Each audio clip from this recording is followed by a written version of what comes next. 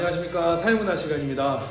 오늘부터 이제 4주차 수업을 진행을 할 텐데, 여러분들이 뉴스를 들어서 잘 알겠지만 우리 2학년들은 5월 20일부터 개학을 하죠. 정상 오프라인 개학을 하기 때문에 드디어 이제 여러분들하고 교실에서 수업을 하는 날이 오게 됐네요. 너무너무 반갑고, 여러분도 그런 반갑고 즐거운 마음이었으면 좋겠다는 생각이 들면서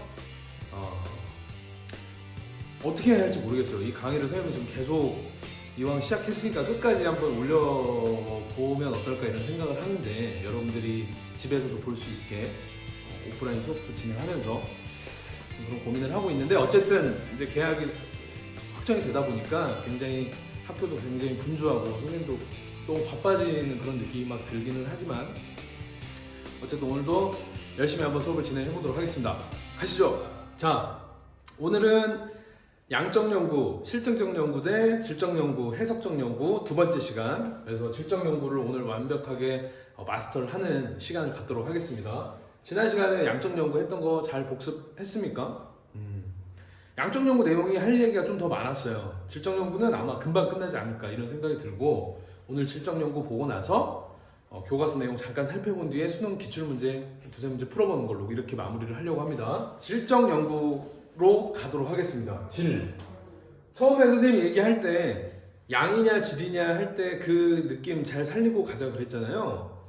양하고 다르게 질은 다시 한번 얘기하면 얼마만큼 많은 양을 연구를 하냐 이런 차원이 아니고, 조금만 연구를 하더라도, 연구 대상을 조금만 한다 하더라도 양적 연구에 비해서 조금 더 깊고 심층적으로 다가가서 들여다보는 연구, 약간 이런 느낌으로 질적 연구를 느낌으로 딱 생각하면서 들어가면 될 것 같아요. 그래서 양적 연구 했던 것처럼 뭘 전제하고 있냐? 양적 연구 잠깐 복습해보면 자연현상과 사회문화현상 연구하는 방법을 같이 하자, 다르게 하자? 같이 하자. 그래서 방법론적 1원론이라고 그랬었잖아요. 근데 질적 연구를 추구하는 사람들은 그 사람들하고 생각이 조금 다르죠. 그래서 사회문화현상을 연구하는 것은 인간 행위에 담겨있는 동기나 목적 파악하는 거, 이게 중요하다는 거에 포인트를 두는 겁니다. 이거를 좀 부연 설명을 하면, 자연현상 연구하듯이 그냥 사람들이 움직이는 현상 이걸 보고 그냥 뭐 수치화해서 계량화하는 걸로는 그 행위의 동기가 뭔지, 목적이 뭔지를 파악하기 힘들다는 거예요.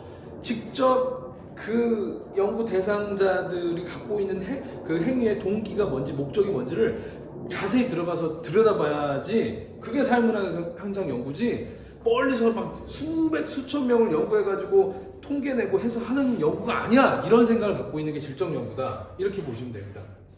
또 많이 나오는 단어인데요, 직관적인 통찰이 필요하다. 그러니까 쉽게 얘기하면 양적 연구 너희가 좋아하는 것처럼 숫자로 만들어서 계량화해가지고 통계 분석하고 이런 걸 못하지만, 직관이라는 거는 이렇게 생각하면 돼요. 감이에요, 감. 연구자가 자기의 감을 발휘하는 거. 그래서 자기 감을 발휘해가지고 그 의미를 해석하는 거. 그래서 이해하는 거. 질적 연구냐 양적 연구냐 포인트가 되는 단어들입니다. 동기 목적을 파악하는 거고, 연구자가 자기 직관을 발휘해가지고 해석하고 이해하는 것, 이게 질적 연구다, 이렇게 생각하시면 돼요. 됐죠? 자, 실증주의를 비판합니다. 실증주의 누구였죠? 사회학의 아버지? 콩트. 실제로 눈앞에 수치화, 계량화해서 사람들한테 경험적 자료로 증명할 수 있는 것만이 진짜다라고 했던 실증주의자 콩트를 누군지 기억나세요? 베버라는 사람이 비판을 하는 거예요. 야, 콩트, 인간이 하는 행위를 숫자로 만든다고? 그게 무슨 말도 안 되는 소리야? 이런 생각을 갖고 있는 거죠. 무슨 자연현상도 아니고 어떻게 인간들이 하는 행위를 숫자로 만들어가지고 연구를 해? 말도 안 되지. 이런 비판을 베버라는 학자가 제기를 합니다. 그렇기 때문에 베버 같은 질적 연구를 추구하는 사람들은 내 연구 방법론을 방법론적 이원론이라고 하는 거죠. 숫자 2. 자연현상과 사회문화현상의 방법, 연구하는 방법은 다르다. 이해하시죠? 이원론이다, 이렇게 얘기를 하는 거고, 베버가 그래서 사회학의 한 분야 이름을 이해사회학이라고 합니다. 이게 독일어를 번역을 하다 보니까 막 와닿는 그런 말은 아닌데 베버가 생각하는 사회학이라는 것은 이해사회학이다라는 말로 이렇게 대변을 해요. 즉 어떤 사회문화 현상을 연구할 때는 멀리서 지켜보면서 이 사람들의 어떤 행동 하나하나를 수치로 만들어서 계량화해서 하는 그런 게 아니라 직접 연구자가 들여다보고 의미를 이해하고 파악하고 해서 연구자의 어떤 직관으로 연구를 하는 것, 이걸 이해사회학이라고 하고 베버는 사회문화 현상을 그렇게 이해해야 된다라고 한다는 거죠. 그래서 지문에 뭐 이해사회학이다 이런 얘기가 나오면 아까 선생님이 여기 이해도 얘기했지만 질적 연구에 가깝다는 느낌을 딱 가지시면 됩니다. 이해가시죠? 또 이해가 나오네요. 이해가시죠? 자, 그럼 질적 연구의 목적이 뭐냐? 양적 연구의 목적이 뭐였는지 기억나세요? 딱 선생님 떠오르는 거. 두 변인을 놓고 이 변인이 어떤 관계인지 상관관계가 있는지 없는지를 밝혀내는 거 기억나시죠? 질적 연구는 목적이 뭐냐? 또 나왔다. 사회문화 현상의 의미를 해석하는 거, 그리고 심층적으로 이해하는 거, 이런 느낌은 전부 질적 연구라고 보시면 되는 겁니다. 되시죠? 자, 바로 장단점 갈게요. 질적 연구를 했을 때 장점과 단점 보시면 첫 번째, 우리 양적 연구의 단점이 됐던 게 질적 연구의 장점이 되면 되는 거예요. 질적 연구의 단점이 되는 게 양적 연구의 장점이 되면 되는 거겠지. 양적 연구에서 그랬거든. 주관적이고 정신적인 측면, 이런 것들, 이런 거 인간의 정신을 어떻게 계량화해? 이런 비판점이 있었잖아요. 계량화 어려운 영역도 연구가 가능하다. 우리는 계량화 안 하니까 인간의 정신적인 영역, 주관적인 영역도 연구자가 내밀히 살펴보면서 연구할 수 있으니까 가장 중요한 장점입니다. 주관적이고 정신적인 측면을 연구할 수 있다. 우리는 이해사회학, 질적 연구에서는. 이해가시죠? 하지만 그럼에도 불구하고 양적 연구보다는 조금 불리한 점이 숫자로 통계내고 하는 게 없기 때문에 정확하고 정밀한 연구 분야에 대한 질문에서는 양적 연구보다 조금 떨어질 수밖에 없어요. 그러겠죠? 막 숫자로 통계내고 갖다 주면 이것보다 정확해? 그러면 할 말이 없지. 두 번째, 일반화나 법칙 발견이 어렵다 이렇게 되어 있는데 이건 어떻게 받아들이시면 되냐면 질적 연구는 그 자체가 연구하는 양이 너무 작잖아요. 이해가시죠? 예를 들어서 고등학교 학생들의 학업 성취도, 아니 고등학교 학생들의 뭐 왜 행복하지 않은가를 선생님이 연구를 하려고 그래요. 그래서 질적 연구를 하려고 해가지고 1학년 7반 학생 한 명을 데리고 면접을 해보는 거지. 학교가 왜 생활이 재미가 없어? 표정이 이렇게 어둡지? 뭐가 문제야? 쭉 해서 가정사 이야기도 듣고 친구 이야기도 듣고 뭐 연애 고민도 듣고 쭉 들어보는 거지. 그래서 결론을 냈어. 결론. 고등학생들은 엄마 아빠와의 관계, 가족의 화목하냐 화목하지 않느냐, 이런 문제가 학생의 어떤 행복감을 굉장히 결정짓는 데 중요한 요소구나, 이런 결론을 얻었다고 합시다. 양적 연구랑 다르게 학생 한 명하고 엄청나게 깊은 대화를 통해서 연구를 한 거예요. 그래서 만약 일반화를 한다는 건 무슨 의미냐면, 내가 그 연구가 끝나고 자, 제가 논문을 하나 내겠습니다. 고등학교 학생들은 학교에서 행복하냐 안 하냐에 가장 큰 영향을 받는 게 가족과의 유대관계입니다. 해가지고 모든 학생들이 그렇습니다 하고 모든 학생한테 적용을 할 수 있냐 없냐를 일반화라고 하는 겁니다. 한 명 한 거 가지고 우리나라 전체 고등학생들한테 다 그럴 것이다, 뭐 일반화의 오류 이런 거 들어봤죠? 질적 연구는 일반화가 힘들어. 그게 제일 단점이야. 양적 연구는 그래도 질적 연구보다 나은 게 고등학생 1000명을 무작위로 표본 집단으로 선정해갖고 했다. 그러면 어느 정도 고등학생들도 대부분 다른 고등학생들도 그럴 것이다. 이런데 조금 설득력이 있잖아요. 일반화가 좀 어렵다는 거, 법칙 발견이 힘들다는 거, 이게 바로 질적 연구의 단점이라고 보시면 되죠. 바로바로 연동하셔야 됩니다. 아, 이거는 양적 연구의 장점이네. 이렇게. 그 다음에 양적 연구는 아까 말했듯이 뭐 고등학생 첨단고 학생 1000명을 대상으로 양적 연구를 했다, 그런 거랑 다르게 내가 학생 한 명하고 하기 때문에 굉장히 심층적으로 이해하는 장점이 있다. 바로 와 닿으시죠? 질적 연구가 가진 장점. 하지만 중요한 단점입니다.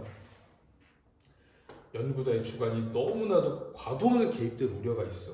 그래서 연구자가 너무 자의적으로 해석할 위험이 있지 않냐. 왜냐하면 양적 연구는 우리 기억나요? 자료 수집, 자료 분석 이 단계 들어가면서 연구자가 뭐 해야 되는지? 가치 중립. 절대 자기 생각이 들어가면 안 돼요. 그죠? 하지만 질적 연구는 그런 단계 없습니다. 연구자가 처음부터 끝까지 자기 주관을 들어갈 수밖에 없어요. 내가 1학년 7반 학생 한 명하고 면접을 통해서 대화를 통해서 이 친구의 행복감 이런 것들을 뭐가 결정짓는가 연구를 하는데 이 친구가 이야기하다가 내가 그냥 아빠는 건강하죠? 그랬는데 이 친구가 갑자기 하면서 우는 거야. 그래서 내가 저거 아빠가 건강이 안 좋으신가 보다. 그의 눈물을 보면서 나는 느꼈다. 굉장히 자의적으로. 근데 사실은 그게 아닐 수도 있는 거거든. 그러니까 연구자가 연구하면서 자기 생각이 너무 많이 들어가는 거지. 그러니까 이거는 너무 객관적인 연구는 아니지 않냐? 이런 비판을 받을 수 있다는 거예요. 이해하시죠? 자의적으로 해석할 위험이 있다는 거. 그 다음에 세 번째, 개방성, 융통성이 강한 연구 방식이다 이렇게 되어 있는데 물론 양적 연구에 비해서입니다. 양적 연구에 비해서 굉장히 개방성이 강하고 융통성이 강하다 이렇게 되어 있는데 무슨 얘기냐면 우리 양적 연구 절차 선생님이 되게 중요하게 설명을 했잖아요. 그것 때문에 되게 길어졌는데 수업이 질적 연구 단계는요 선생님 굉장히 간략하게 진행할 겁니다. 왜냐하면 굉장히 융통성이 있는 연구가 가능해요. 이건 이따가 선생님이 다시 설명을 할 테니까 뒤에 질적 연구의 절차를 수업을 듣고 나서 왜 이게 융통성이 강한 연구인지 여러분들 여기다가 잘 정리해 주시면 될 것 같아요. 오케이? 마지막, 인간의 주체성, 자율성을 존중한다. 이거는요 막 와닿을 수는 없겠지만 아무래도 그 사람 하나하나 그냥 통계로 수치 내고 할 때는 얘네들이 행동하는 거 보고 그냥 이렇게 통계 내고 수치 계량화해서 끝내는 그냥 어떤 인간을 그냥 수동적으로 보는 느낌이 좀 강했다면 질적 연구에서는 연구 대상자들을 굉장히 그 사람들을 인격적인 주체, 자율성을 가지고 능동적인 존재로 인식하고 그 사람들의 행위하는 거에 동기가 뭔지 의미가 뭔지 파악을 하는 양적 연구보다는 그런 데 초점을 맞춘 연구이기 때문에 인간에 대한 주체성, 인간의 자율성 이런 것들을 훨씬 더 존중하는 그런 연구 방법이다. 이렇게 생각을 하시면 될 것 같습니다. 됐죠? 자, 그러면은 연구 절차를 한번 볼게요. 우리 양적 연구 절차 한번 복습하고 갈까요? 처음에 문제 제기해서 가설 설정하죠? 이렇게 되지 않을까? 그 다음 연구 설계 다 마친 뒤에 자료 수집 시작합니다. 분석하죠? 가설 검증하죠? 그 다음 뭡니까? 결론 도출 일반화하죠? 마지막에 결과 활용하죠. 이 단계에서 중간에 4개 단계는 꼭 가치를 중립해야 된다. 기억나시죠? 네. 실적 연구는 연구 절차를요 굉장히 간단해요. 왜? 즉각적이고 융통성 있는 연구다. 선생님 절차 쓰지도 않았어요. 왜냐하면 방금 선생님이 학생 한 명 데리고 이 친구의 행복감을 조사할 때는요 가설을 설정하고 자료를 수집하고 분석하고 이런 것들이 순서가 뒤죽박죽 될 수밖에 없어요. 왜 그러냐면 선생님이 예를 들어서 가설을 세웠다고 봅시다. 학생들의 학교에서 행복감을 느끼지 못하는 학생들에게 영향을 미치는 건 아마 가족과의 유대관계이지 않을까? 이런 가설을 마음속에 가지고 연구를 시작했어요. 쭉 얘기를 하다 보니까 그래, 너 진짜 되게 힘들어 보이더라. 집에서 엄마 아빠가 공부 때문에 스트레스를 많이 주시겠지? 그때 아니요, 저희 부모님 그런 거 안 하는데요? 그래? 가설이 이미 틀린 거야. 그럼 뭐 때문에 그래? 그때 저 사실 여자친구랑 헤어져서 그렇습니다. 가서 바꿔야 돼. 그러면 연구가 망했어. 어떤 느낌인지 알겠죠? 그러면 거기서 다시 거기서 그래 잠깐만 선생님은 그러면 연구 절차를 다시 이렇게 하는 게 아니라 거기서 새로운 가설을 다시 만들고 학생들이 연애 때문에 행복감이 좌지우지되는데 가장 큰 영향을 미치구나 하면서 그냥 자연스럽게 다른 연구가 시작되는 거예요. 그리고 더 웃긴 건 자료 수집과 자료 분석 단계가 나눠지기가 힘들어요. 왜냐면 자료가 수집된다는 거는 그 친구가 얘기하는 걸 들으면서 내가 그걸 들으면서 머릿속으로 생각하는 것이 해석인데 그 단계가 명확히 구분도 안 돼. 자료 수집이 곧 자료 분석이야. 이해가십니까? 양적 자료는 양적 연구에서는 자료를 쭉 수집하면 이 수집 단계가 끝나고 나면 이걸 갖다 이제 또 통계 처리를 하는데 분석하는데 또 시간이 걸리기 때문에 이게 명확히 구분이 되잖아요. 어쨌든 선생님이 하고 싶은 말은 질적 연구는 연구 절차가 중요하지 않다. 굉장히 즉각적이고 융통성 있는 연구 절차이기 때문에 이걸 시험에서 물어보지도 않습니다. 이해가시죠? 포인트는 뭐냐면 양적 연구 절차하고 다른 점이 뭔지만 파악하고 넘어가면 되는 거예요. 첫 번째는 가설을 따로 설정할 단계가 없습니다. 그냥 마음속에 여러 개의 가설을 갖고 있어도 되고 없어도 돼요. 그냥 예를 들어서 연구 주제가 학생들은 학교에서 왜 행복하지 않을까? 난 도저히 모르겠는데 잠정적 결론을 못 내겠어. 질적 연구를 해봐야지. 이렇게 시작해도 된다는 얘기예요. 하지만 양적 연구는 가설을 무조건 설정해야 됩니다. 필수 단계예요. 이게 차이점이고요. 두 번째, 자료 분석 대신에 해석을 한다. 아, 너무 좋은 말이다. 수치화한 그 통계 자료를 분석, 말 그대로 분석하는 이런 단계는 양적 연구에서 한다 그러면 질적 연구에서는 해석이요. 연구자가 자기의 어떤 심층적인 그런 대화 또는 뭐 그 사람의 어떤 모습을 관찰한 뒤에 자기의 생각으로 해석을 하는 거지. 그 사람이 왜 이렇게 행동을 했고 왜 이런 말을 했을까. 우리는 분석 대신에 해석이라고 부릅시다. 해석하면 딱 질. 오케이? 또 수집과 해석 단계가 엄격히 분리도 안 된다. 선생님은 방금 전에 이야기를 했던 말입니다. 마지막 세 번째. 자료 수집 후에 다시 연구 주제를 선정할 수도 있다. 아까 그것도 마찬가지죠. 자료를 쭉 수집해봤더니 엄마 아빠 관계가 결정짓는 게 아니었네. 여자친구 연애 문제네. 오케이, 연구 주제 바꿔. 연애가 학생들한테 얼마나 영향을 미치지? 이런 연구를 바로 바꿀 수도 있다는 거예요. 왜 융통성 있고 즉각적인 연구 절차인지 바로 이해가 가시죠? 끝. 연구 절차는 이렇게 끝내도록 하겠습니다. 이렇게 해서 양적 연구, 질적 연구. 그러면 처음에 선생님이 양적 연구는 실증적 연구, 질적 연구는 해석적 연구. 왜 이름을 이렇게 붙였는지 이제 느낌이 오시죠? 실증적 연구, 실제로 증명한다, 통계내고 수치화해서 계량화해서 양적 연구. 해석적 연구, 연구자가 해석하겠다. 너의 말, 너의 표정, 너의 글, 너의 눈물, 너의 웃음 이런 걸 보고 내가 해석해서 연구를 진행하겠다. 실증적 연구냐, 해석적 연구냐, 양이냐, 질이냐. 정리됐습니까? 수능 문제 한번 풀어봅시다. 자, 수능 기출문제 한번 보도록 하겠습니다. 이 문제는 2014학년도 수능시험 문제고요. 4번 문제를 풀려고 하는데 일단 지문을 한번 보고 시작을 할게요. 이 내용은 하나는 양적 연구, 하나는 질적 연구인데 두 연구 방법의 특징을 찾는 문제예요. 그래서 일단 내용은 아직 안 배운 내용이라서 이 내용을 이해한다기보다 이 기억의 연구 방법, 니은의 연구 방법이 양이냐 질이냐 이걸 판단할 수 있냐 없냐 일단 요것만 한번 체크를 하는 거예요. 자, 쭉 넘어가서 쭉 넘어갑니다. 이건 이제 일탈이론에 나오는 내용이라 쭉 넘어가시고 여기서부터 볼게요. 이를 검증하기 위해서는 쭉 해서 여기서부터 하면 되겠네. 이들 간의 상관관계를 분석. 다음 나왔죠? 좀 쓰십니까? 괜찮아요? 상관관계를 분석한다 이렇게 말이 나오고 있습니다. 그러면 이거 보고 이제 느낌 와야 되지. 두 변인 간의 관계, 상관관계 이해가시죠? 이 연구 방법은 당연히 양적 연구다 이렇게 보시면 되겠네요. 됐죠? 자, 넘어가서 나와 보시니까 내용은 우리 이해하지 않아도 되니까 쭉 넘어가서 그래서 이걸 하기 위해서는 여기서 보면 되겠네. 심층 면접을 통해. 그러니까 사실 심층 단어만 보고 이게 질입니다 이렇게 찾는 거는 사실 좀 정확한 이해는 아니지만 우리는 마지막 머리가 혼란스러워서 헤맬 때 최고의 수단으로 이 무기를 갖고 있자는 겁니다. 심층 면접 딱 나오자마자 질 느낌이 나야 됩니다. 통해서 이렇게 하고 있는 친구의 연결망을 형성하는 과정을 이해할 수 있는. 답 나와버렸네. 이해해야 된다는 거잖아. 해석하고 이해해야 돼. 심층적으로 면접을 해서.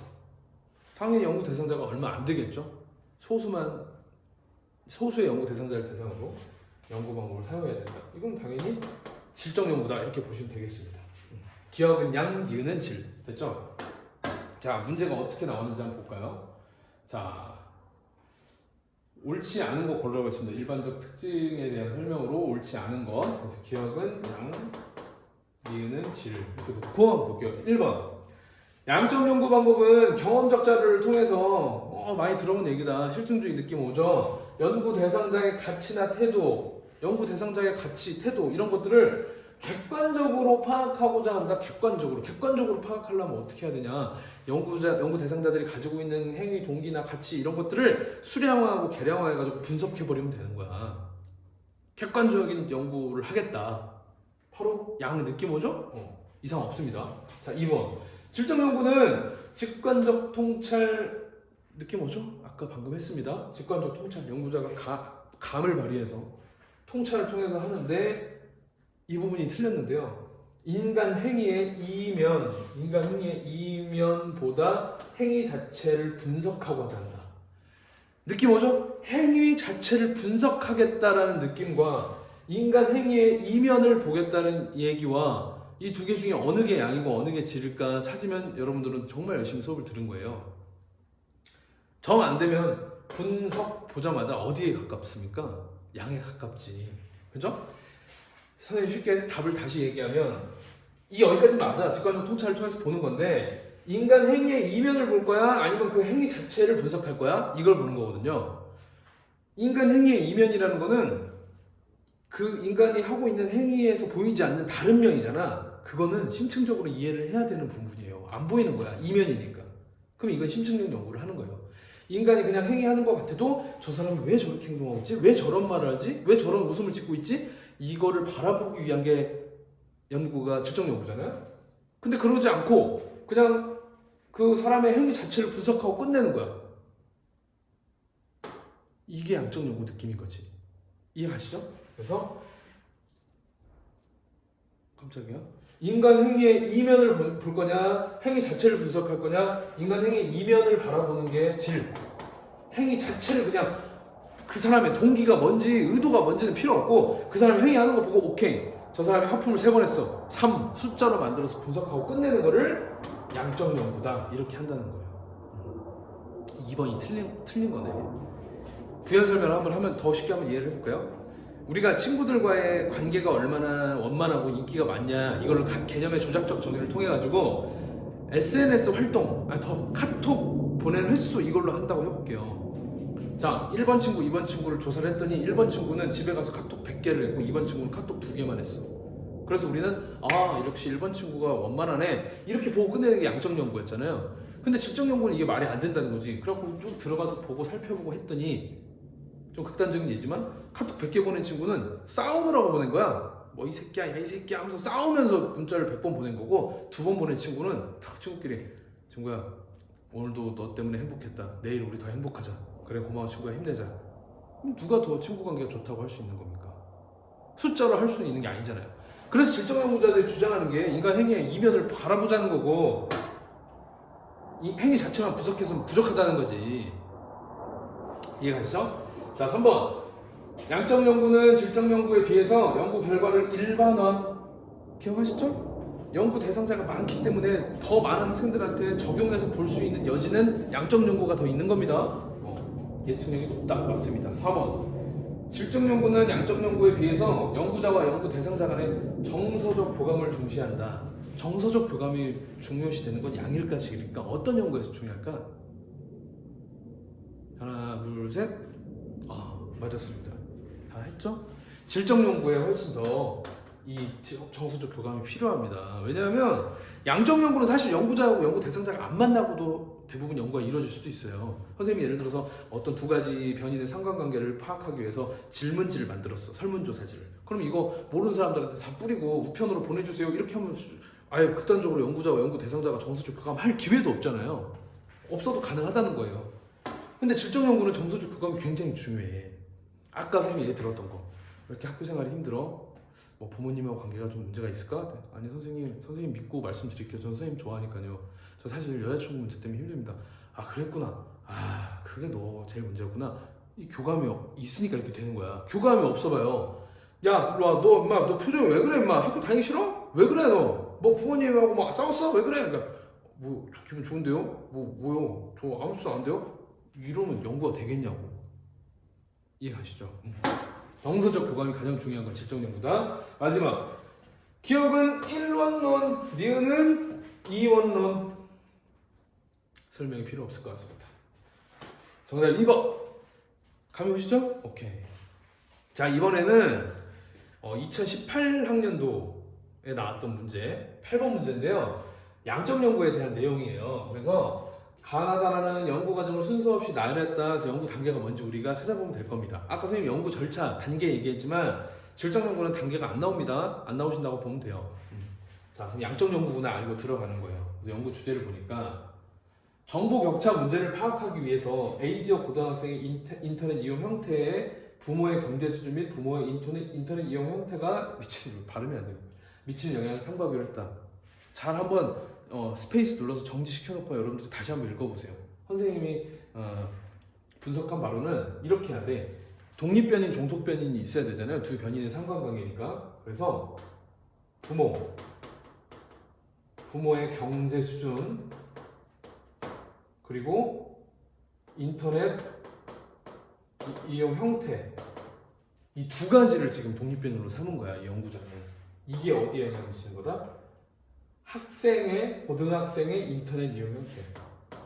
고등학생의 인터넷 이용 형태. 잘 읽어보시면 이 화살표 방향이 맞는지, 우리 좋은 가설은 인과관계 방향이 정확하게 명시가 돼야 된다 그랬죠? 다시 읽어보시면 얘가 먼저 나온 것 같으니까 앞에 나왔으니까 독립변이다 이렇게 하면 안 되고, A지역 고등학생의 인터넷 이용 형태에 부모의 경제 수준 및 부모의 인터넷 이용 형태가 미치는 영향, 얘네가 고등학생 인터넷 미치는 영향, 이걸 조사하겠다는 거지.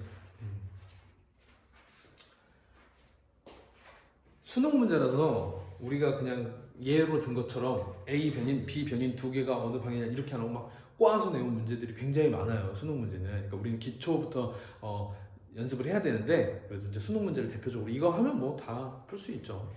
자, 가먼저 보니까 어느 단계인지 우리가 만들어 봅시다.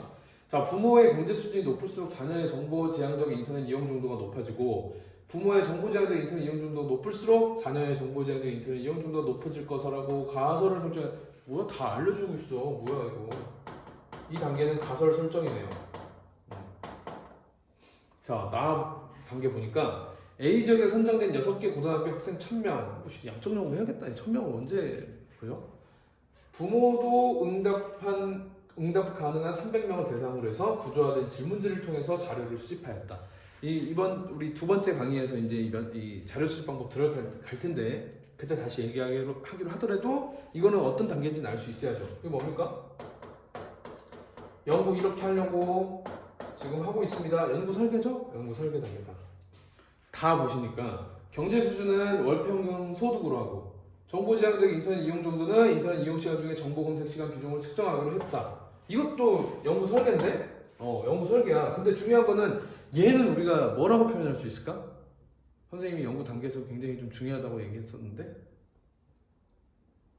경제 수준이라는 말은 너무 추상적이잖아요. 수치화해야 되는데 경제 수준으로 뭘로 할 거냐고 이거지. 월평균 소득으로 하겠다. 셀 수 있는 걸로. 정보 지향적 인터넷 이용 정도? 이거 뭐 어떻게 숫자로 만들어? 인터넷 이용 시간 중에 정보 검색 시간 비중, 이걸로 하겠다. 추상적인 개념들을 우리가 수치화할 수 있는 개념으로 바꿔주겠다. 개념의 조작적 정의. 이해 가시죠? 그래서 연구 설계 중 개념의 조작적 정의인데, 굳이 순서를 정하라 그러면 우리 연구 설계 시작하자마자 하는 게 개념의 조작적 정의잖아요. 그러니까 얘도 연구 설계고, 크게 보면 얘도 연구 설계지만 다가 나보다 먼저 해야지. 얘는 뭐 연구 대상자 선정하고 자료 수집을 어떻게 할 건지 자료 수집 방법 선정하는 겁니다. 여러분들 빨리 행노트 넘겨서 보시면 자료 수집 단계, 연구 설계 단계에 선생님 이름 써놨어요. 자료 수집 방법, 연구 대상자 선정 이런 거. 얘가 먼저예요. 그러니까 다 다음에 나다. 이 정도만 파악하고, 마지막 라. 뒤로 봤더니 이렇게 쭉 했더니 통계적으로 유의미하게 높아지는 것으로 나타났다. 뭐 결론 도출했네요 이미. 결론 도출. 그러면은 순서가 보니까 가설 설정 먼저 하고, 그 다음에 개념의 조작적 정의하고, 연구 설계해서 자료 수집 분석 빠져있고, 마지막 결론 도출.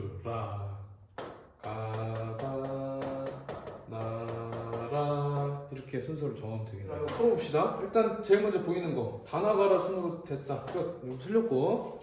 자, 1번부터 볼까요? 기억은 독립변수, 니은은 종속변수다 그랬는데, 기억은 부모의 경제 수준, 니은은 부모의 정보적 인터넷 이용 정도. 중요한 것은 아까 우리 했잖아요. 앞에 화살표 여기다 아까 썼던 거. 종속변인 결론이 뭐였죠? 고등학생의 인터넷 이용 정도, 인터넷 이용 형태. 기억나시죠? 독립변인 여기에 들어와야 되는 건데, 독립변인이 두 가지였어요. 부모의 경제 수준과 부모의 정보 지향적 인터넷 이용 정도. 둘 다 뭡니까? 기억하고 니은 둘 다 독립변수다. 이렇게 말을 해야 맞았죠. 니은 둘 다 독립변수다. 종속변수가 되는 건 뭐라고요? 고등학생, 학생들, 부모에 따라서 결과 미치는 화살표 받는 거. 학생들의 인터넷 이용 형태. 그죠? 1번도 땡. 1번 땡, 5번 땡. 자, 디귿은 모집단, 니을은 표본이다 그랬습니다. 모집단은 엄마예요. 엄마 모자가. 그러니까 우리가 애초에 조사하려고 했던 집단을 모집단이라고 보면 됩니다. 그거 어떻게 찾냐면, 어떻게 찾는지 알려줄게요. 정보교체 문제를 해결하기 위해서 A지역 고등학생의 인터넷 이용 형태, 그러니까 A지역 고등학생 이 전체가 모집단이라고 봐야 됩니다. 근데 우리가 A지역에 있는, A지역이 어딘지 모르겠지만 고등학생을 전부 다 할 수는 없으니까 A지역에서 6개를 선정을 해서 이 중에서도 1000명을 골랐잖아요. 부모님 300명을 고르고 이 사람들을 모집단을 대표해서 우리가 조사한 집단, 그래서 표본 집단이라고 부르는 거예요. 이건 뒤에 자료 수집 방법에서 다시 하겠습니다. 자, 그래서 디귿은 모집단, 니을은 표본 집단이다 그랬는데 디귿, 니을 전부 다 무슨 집단이요? 표본 집단이다. 모집단은 누구라고요? A지역의 고등학생 전체, 이게 모집단인 거죠. 됐죠? 그 다음에 미음은 기억에, 비읍은 니은의 조작적 정의, 개념의 조작적 정의에 해당한다 이렇게 돼 있습니다. 잘했나 볼까요? 자, 아까 여기 기억이 부모의 경제 수준 뭘로 파악할 거야? 월 평균 소득으로 할게. 잘한 것 같은데? 그 다음에 부모의 정보지향적 인터넷 이용 정도, 이건 어떻게 파악할 거야? 인터넷 이용 시간 중에 정보 검색 시간 비중으로 할 거야. 이렇게 해야 맞는 거예요. 그러니까 틀린 거야. 왜? 인터넷 이용 시간을 보는 게 아니라 인터넷 이용 시간 중에 정보 검색을 한 시간 비중을 니은의 새로운 조작한 정의로 보겠다는 거잖아. 근데 지금 줄이 여기까지만 져 있어. 인터넷 이용 시간으로 보겠다? 잘못된 거죠. 찾아내기 쉽지 않았을 것 같죠. 그죠? 아주 머리를 잘 써가지고 수능 문제가 쉽지 않네요. 자, 마지막 4번.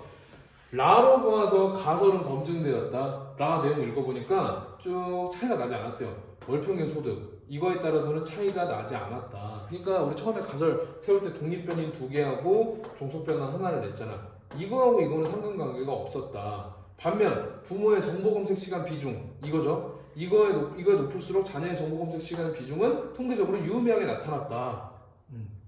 이거는 아무 의미가 없었고 이거는 의미가 있었다. 가설 검증된 거냐 어떤 거냐?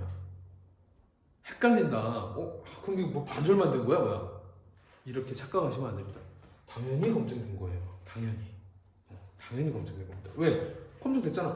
우리가 가설을 수용할 수 있냐 기각할 수 있냐 이 단어 기억하시죠? 이걸 갖고 물어본다면 좀 생각해볼 문제지만 이 가설을 맞냐 틀리냐 확인 가능했어? 이렇게만 물어본 거야. 확인 가능했어. 오케이. 얘는 상관이 없고 얘는 상관이 있대. 검증된 거지 뭐. 이해 가세요? 그 가설이 맞았냐 틀렸냐 수용 기각을 물어본 게 아니라고. 이해하시죠? 그래서 정답이 4번이었던 문제였습니다. 쉽지 않죠? 그러니까 우리는 지금 아직 병아리 단계니까 이런 식으로 조금씩 연습하면 쉽게 고수가 될 수 있지 않을까, 이런 자신감을 가지고 사적 핵사 양적연구 대 질적연구 수업을 마치도록 하겠습니다. 아마 선생님이 오늘이 목요일이죠. 여러분들 수업 듣는 날, 뭐 목요일이 아닌 친구들도 있겠지만 핵5 자료 수집 방법은 금요일날 업로드를 하도록 하겠습니다. 금요일날. 그래서 아마 시간표상으로는 금요일날 들은 친구들도 있겠지만 조금 금요일날 오후에 좀 늦어질 것 같긴 해요. 그러니까 너무 안 올라온다고 막 전화하고 막 민원 전화 선생님한테 하고 막 왜 강의를 안 올립니까? 하고 성질 내지 말고 금요일날 늦게까지는 꼭 올릴 테니까 오늘 이거 꼭 복습 다 하고 핵5에서 만나도록 하겠습니다. 여러분 5월 20일날 만난다고 하니까 선생님 너무 기대가 되고 설렙니다. 그리고 핵노트 볼 때마다 너무 감동이에요. 너무너무 잘하고 있습니다. 여러분들의 최애 노트가 핵노트가 되길 기원하면서 오늘 수업 마치도록 하겠습니다. 안녕!